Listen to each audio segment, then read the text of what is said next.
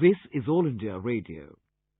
We now bring you the recording of the Sardar Patel Memorial Lecture 2020, delivered by Honorable Minister for External Affairs, Dr. S. Jaishankar, at the C.B. Muttamma Hall, Jawaharlal Nehru Bhavan, New Delhi, earlier this evening. It is a great privilege to be invited to deliver the Sardar Patel Memorial Lecture this year. An important tradition, one that actually started the year I was born.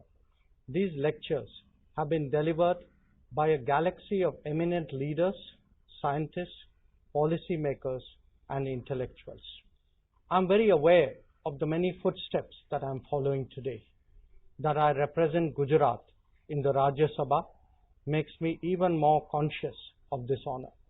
As someone seeking to connect my world of diplomacy to Sardar Patel's record of taking on challenges of national development, I can think of no better subject than to focus on India's response to the world after the novel coronavirus. This pandemic has been the most devastating global event in living memory for most of us. Its cumulative impact in terms of lives and livelihood lost is truly hard to quantify. Because we are more developed and interconnected now, its implications for quality of life have been very profound. In many ways, the upheaval can be comparable to the devastation caused by a major conflict. Yet, it is also very different in terms of its impact within societies and between nations. How it will change our lifestyle is still an unfolding experience. What we can clearly see is that at the level of individuals, families, societies, or even nations, many prospects have changed significantly. There are, of course, opportunities embedded in this crisis, and their realization will be one test of leadership. At a collective level, we are still limited by our imagination to fully grasp the complications of an era that we have now entered. And it is when contemplating these uncertainties that have come upon us so suddenly that the value of leadership in difficult circumstances is really recognized. In the history of modern India, few symbolize that more appropriately than Sardar Vallabhbhai Patel. 75 years ago, both the world and India were in the midst of a different kind of turbulence, one no less in its seriousness. The Second World War had just ended, comprehensively overturning the global order. New centers of dominance emerged with very different interests and outlook. Forces set into motion, some predating the conflict, eventually ended colonial rule in vast parts of the globe. At home, of course, the endurance and determination of our pioneering independence struggle finally prevailed. But it did so at the cost of the partition of our country with all its accompanying consequences. This was the context when Sardar Patel ascended the leadership stage and took on the immediate challenges of nation building.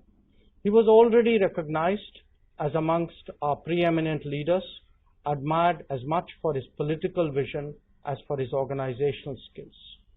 On the assumption of power, he took on the most difficult responsibilities of governance, characteristically setting aside his personal interests.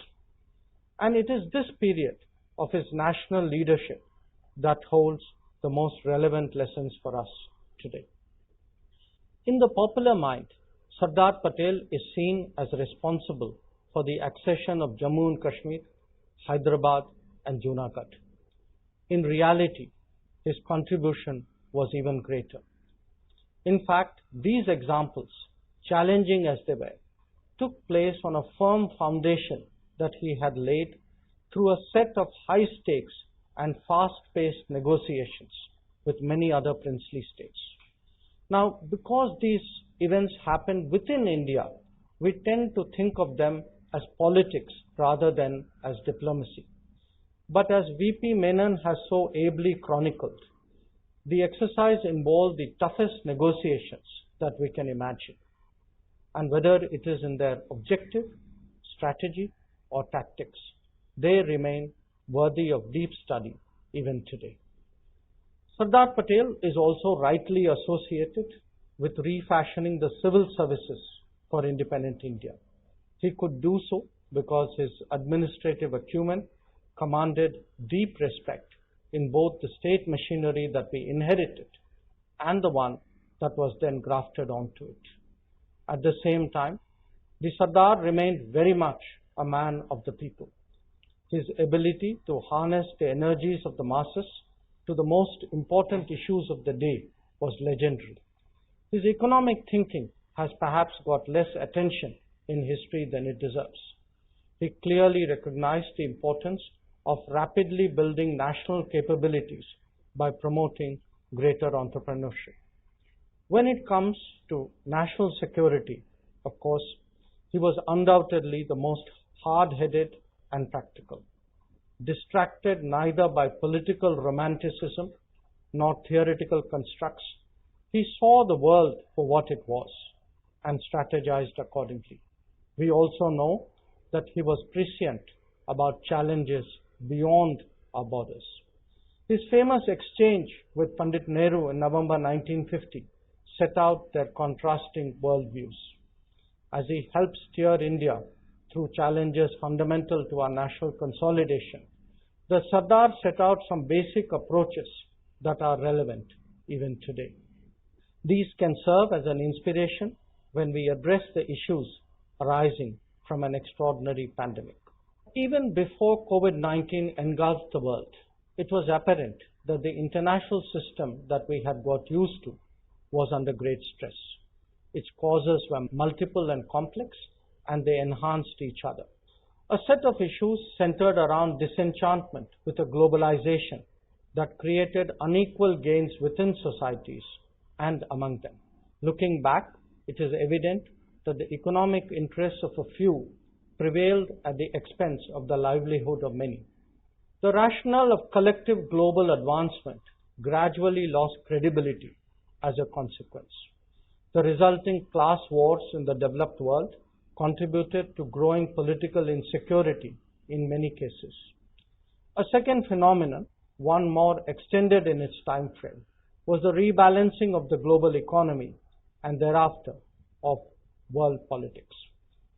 It was inevitable once independent nations emerged that there would be new centers of production and consumption. Its unfolding may have its own complexity that depended on national policy choices, but the larger trend was, in many ways, unstoppable. After all, no era in history can be frozen to the perpetual advantage of the temporarily ascendant.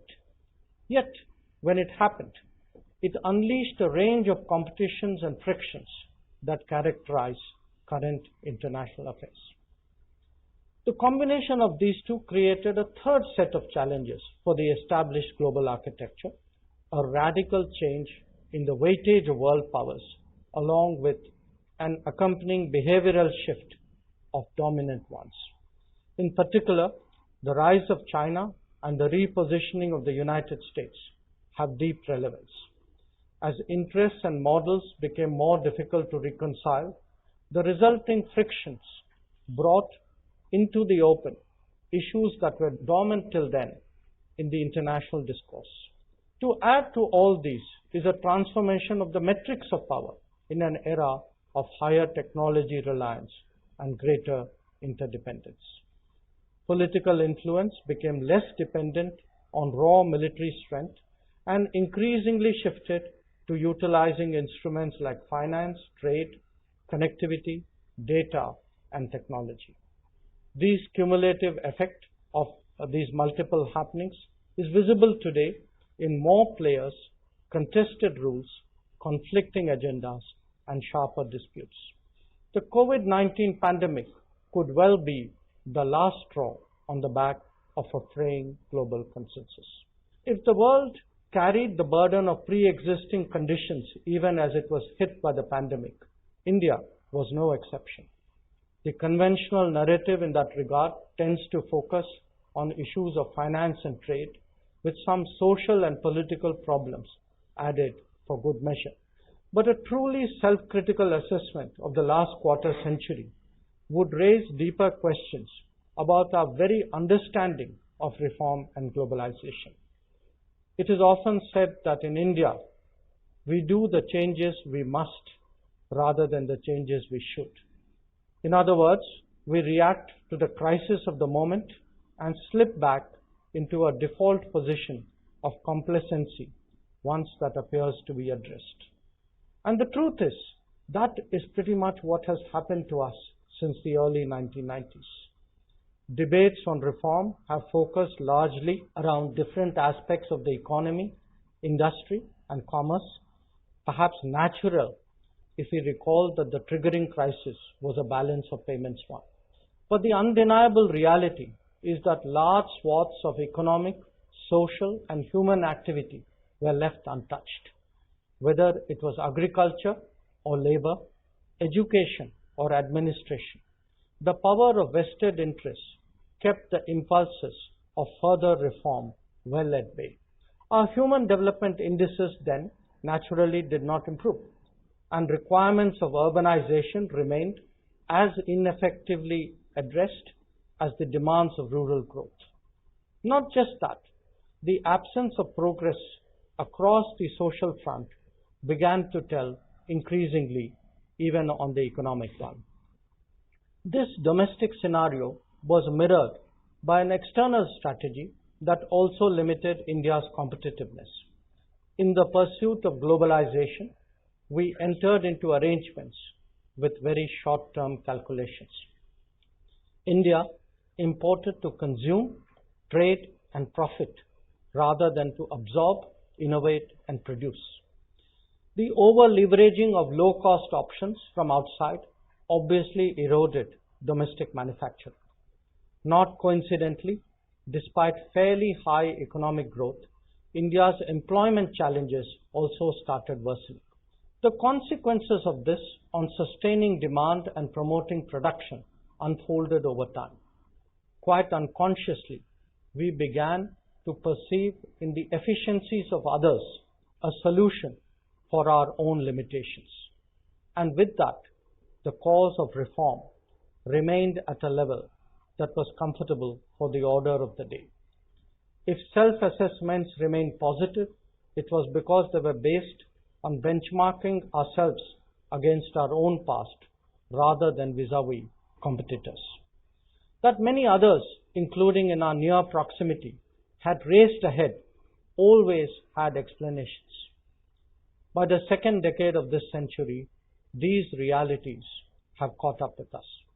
It has led to a growing realization that globalization without a strategy is like driving without a destination.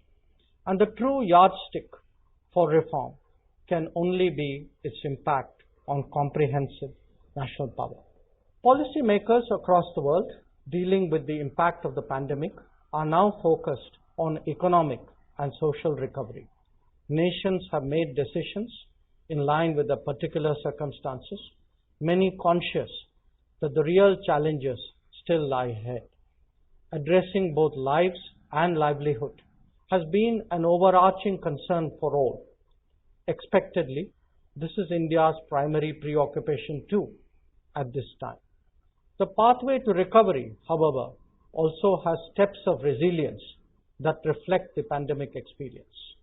These could be in terms of the more direct concerns, as in the health and pharmaceutical sectors, or they could be broader, covering domestic, manufacturing, distribution, and consumption.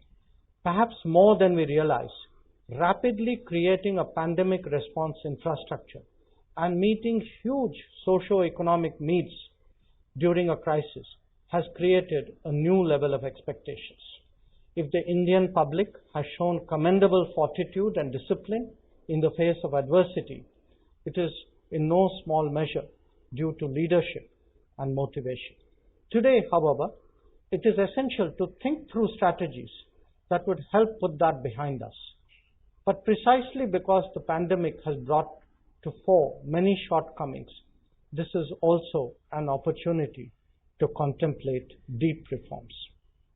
In a sense, a foundation for that has been laid by a set of initiatives since 2014. National campaigns address a wide range of challenges that were traditionally excluded from the debate on reform.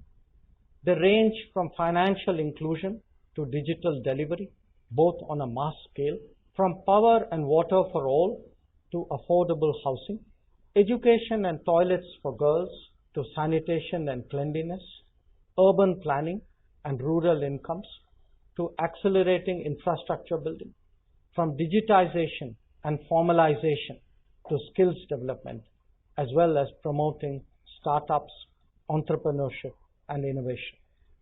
The message was of improving human development indices, making basic amenities available, leapfrogging using digital mediums, empowering the aspirational, and expanding opportunities and benefits while strengthening skills.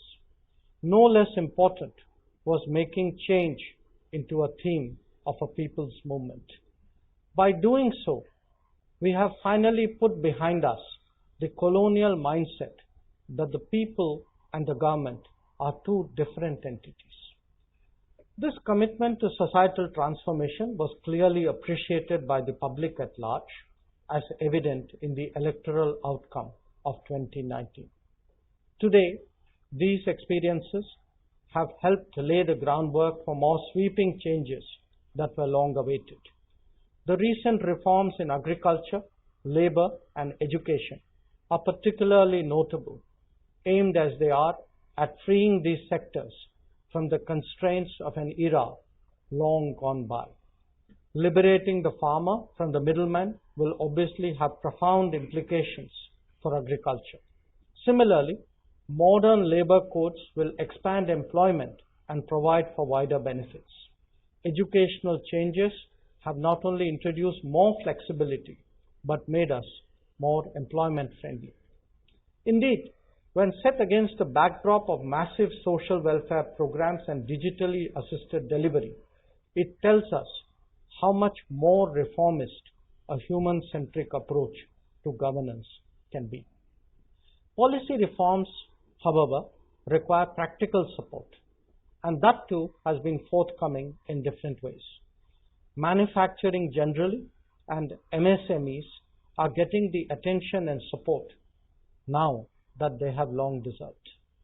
More than the sectors themselves, India appears to be freeing itself from the economic outlook of the period that followed the demise of the Sardar. There are other areas as well where the winds of change are blowing, not least in the entrenched domains of administration and civil services. It is clear by now that Sardar Patel's vision of creating the best policy outcomes needs refreshing. A renewed stress on specialization, performance, and delivery is therefore particularly welcome. We must have no illusions that the road to recovery and beyond will be a long and arduous one. Looking at the horizon, there are lessons from experiences of others that India needs to imbibe, whether in terms of human resources, social infrastructure, or economic capabilities. Basic amenities of power, water, and housing can no longer be treated as a luxury, nor can education, healthcare, skills, and employment remain as options just for a few. In particular, a greater focus on technology and manufacturing is central to India's prospects. Digitization could well hold the key to the credible emergence of social welfare in a nation with limited resources.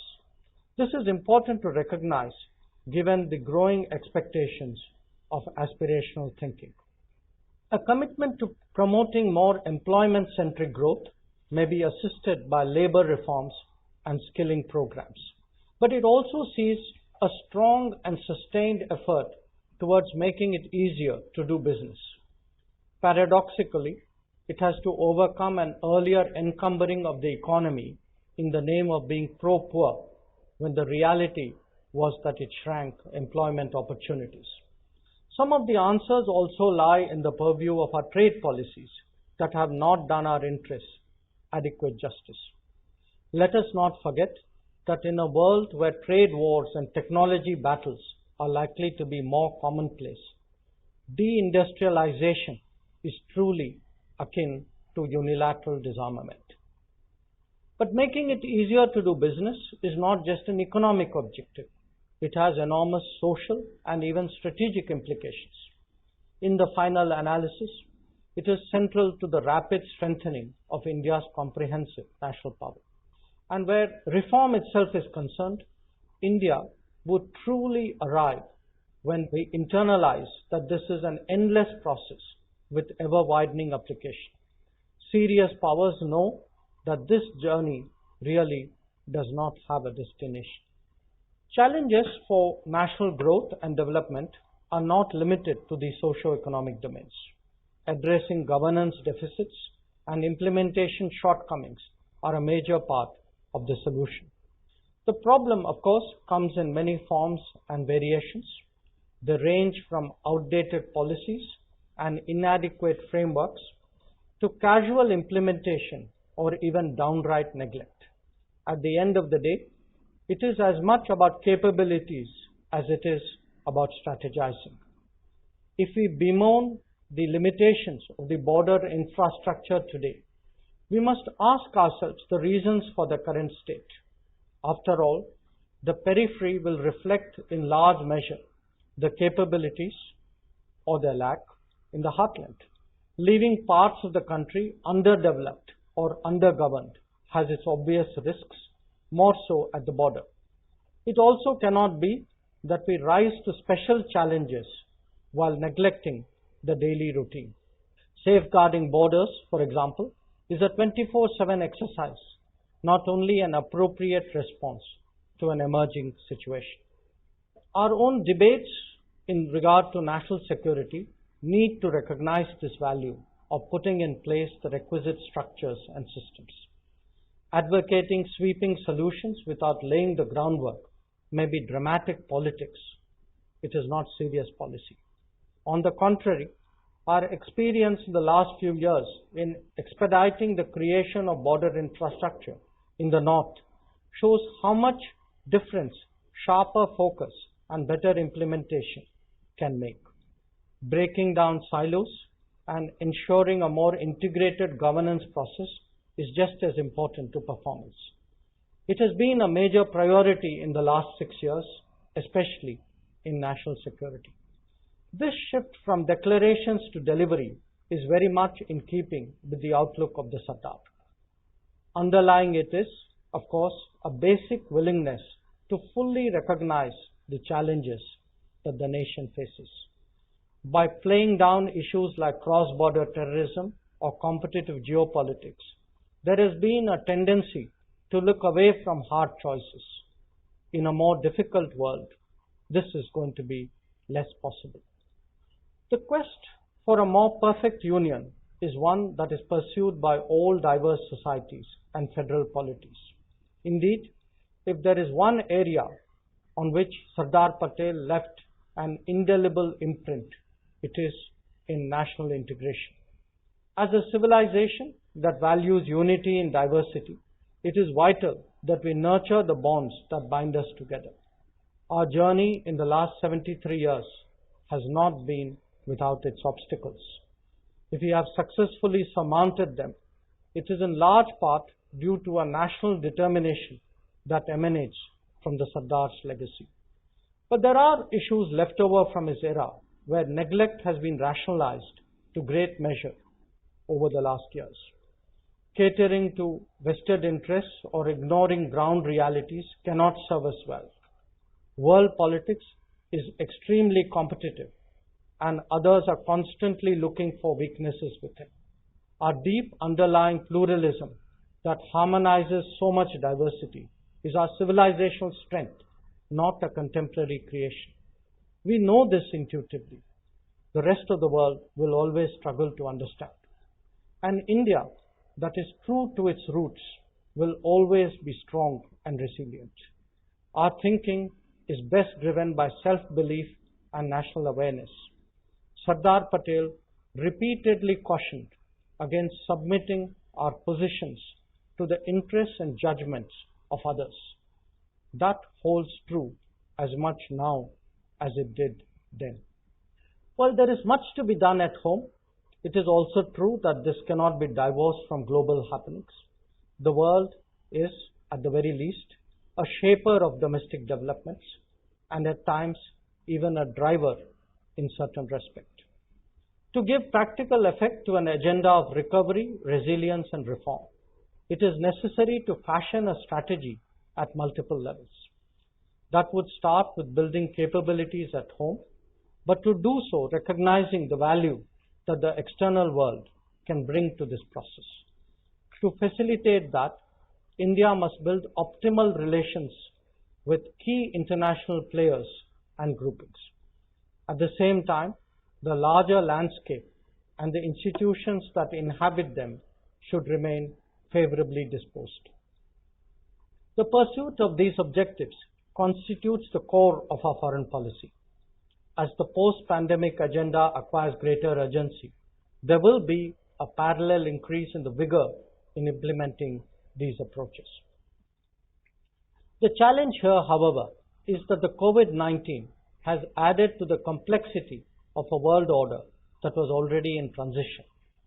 Therefore, getting our foreign policy calculations right is key to the effective realization of domestic development. In the saga of modernization, foreign collaborations and transactions have been the basis for absorbing better technologies and practices. Identifying and facilitating these inputs became the priority of the foreign policies of countries that were more focused on rapid development. We saw this in both East Asia and Southeast Asia. In our own case, there was an expectation that the opening of the Indian economy after 1991 would create similar outcomes. A quarter century later, it is apparent that this has not been the result. Instead of absorbing technologies and enhancing our capabilities, we have allowed subsidized imports to substitute our own production. The result is the hollowing out of sectors and an undermining of small and medium enterprises that constitute the very backbone of any large economy. This cannot be allowed to continue. Looking back, it is difficult to think of any comparable economy that has leveraged its market access so inadequately. Some of the responsibility can rightly be laid on the arrangements that were negotiated in this period. But there is also the larger reality of market distortions and non-market players. Yet, the powerful narrative of political correctness kept us on a questionable path for too long. Today, an ability to think for ourselves creates an outlook more in consonance with our national interest. In approaching foreign partners, we need to accurately assess their complementarity before reaching understandings. There can always be a case for flexibility and even generosity towards friendly neighbors. But as a rule, reciprocity and mutual benefit must guide our thinking. That past experiences have not always worked well, however, does not make the argument for engaging the world any weaker. On the contrary, post-COVID recovery necessitates both a stronger international collaboration at home and a larger economic participation abroad. Assessing opportunities must be supported by improving methods of doing business. In real life, G2G arrangements tend to be complicated and time-consuming. The urgency of the challenge is better met by approaches that yield larger benefits in a shorter time frame. Strengthening the enabling environment for a more effective participation in global supply chains, therefore, becomes a priority. Encouraging our own businesses in that regard and improving the domestic investment climate are obvious corollaries. For those of us in the government, a stress on G2B must parallel that on G2G. experiences of